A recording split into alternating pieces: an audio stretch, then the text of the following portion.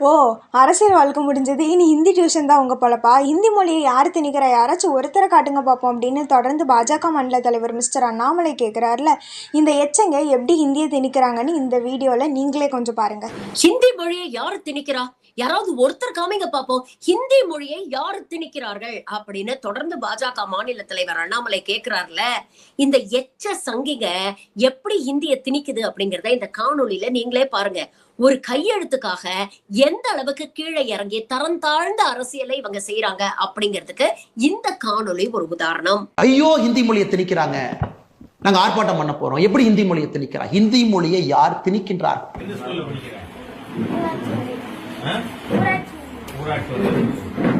சொல்லி கொடுக்குறாங்க. ஆனா வேணும் தானே தெரிஞ்சுக்கணும்ல.